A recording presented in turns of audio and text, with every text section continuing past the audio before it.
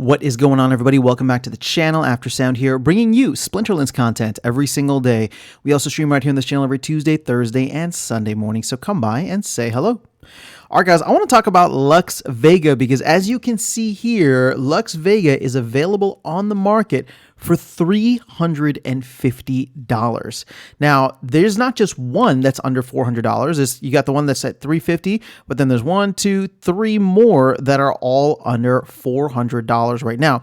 And keep in mind, when Lux Vega came out, if everything was at peg, it should have been about $1,000. I think some folks who went to Splinterfest got like $300 off or $300 of their ticket paid towards it. And then, of course, you could get half off with vouchers and all that fun stuff. But either way, we've seen Lux Vega, the price of Lux Vega fluctuate anywhere between $500 to $600 between $500 and $600 all the way up to $1,000, right? Just based on the usage and utility.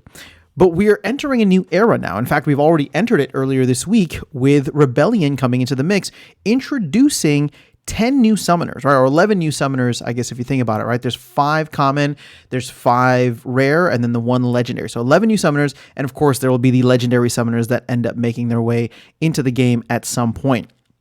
So the question then becomes is Lux Vega undervalued at this point? And why is the price going so low? Let's start with the second half of that question.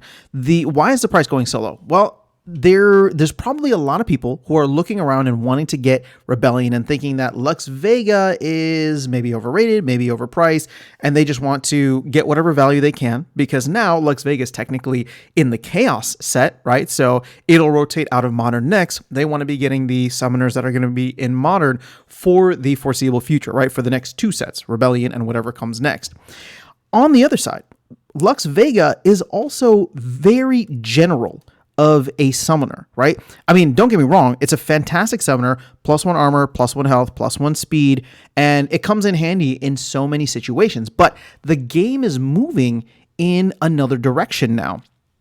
Matt has said many times that they want to create it so that a rule set comes up and it gives utility to a certain kind of card, right? And so therefore, the wider your collection, the larger your collection, the better it is. So having general summoners like Lux Vega can be good in certain instances, but having specific summoners, meaning you have the one, right? The one that was made for this rule set is even better than that. Now, here's the thing. Obviously, we're at a point right now where people are discovering the new meta. The new meta is being created and defined as we speak over these first couple of weeks of Rebellion launch.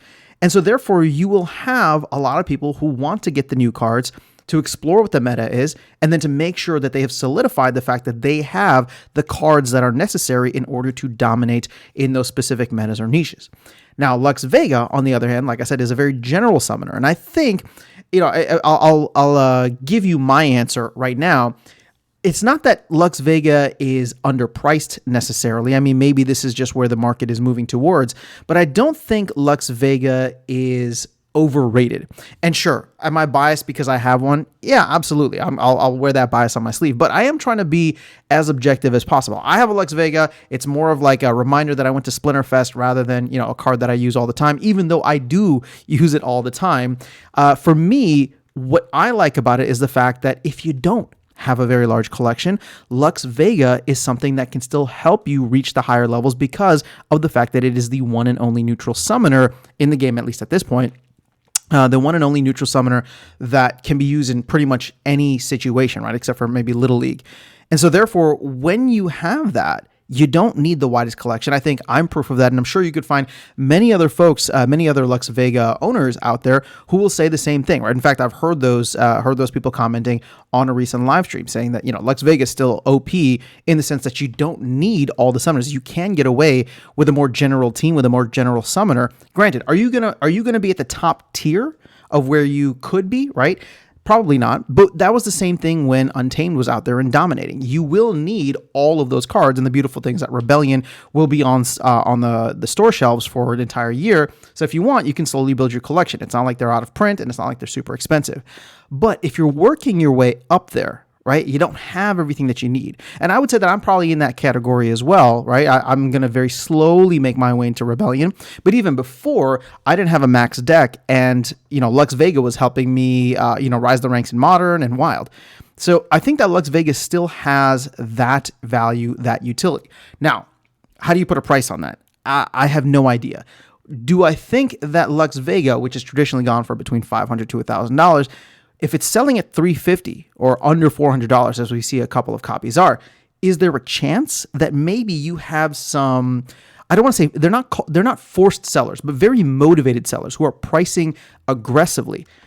I think that could be the case. Again, this is not financial advice. I'm not saying to go and buy Lux Vega. I'm just shocked at the price, or at least the drop in price compared to where it's been, and trying to put this in a proper context of why it could be and where we could potentially go in the future. So this is not to say, oh, you should buy Lux Vega because it's going to, skyrocket in value or shoot back up to $500, $600. No, I have no idea what's going to happen. I will say, though, that if you do choose to look at that $350 price tag and tell yourself, hey, this is cheaper than it has been traditionally, I think maybe I'll pull the trigger. My thought is that it still has a lot of utility. Now, very specific utility, right? Very general utility, not specific utility, like a lot of the new summoners that are coming out. So maybe you'll have to make that decision, right? For $350, should you go max out a couple of the primary summoners from Rebellion, right? The ones that are super part of the meta? Or do you take Lux Vega and just try to work in general, knowing that, in those specific rule sets, in those specific games, you're just not going to have the perfect summoner. You're going to have a great summoner, but you won't have the perfect summoner.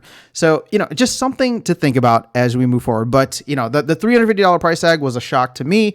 So I'm curious to know, and I'll put this to you guys now. When you see Lux Vega for $350, what is your initial thought? Is it undervalued? Is it overvalued? Or is it just where it's supposed to be? And does the analysis that I gave earlier make sense? I would love to hear your thoughts in the comments below. I'll catch you all in the next video and see you around the game. Take care.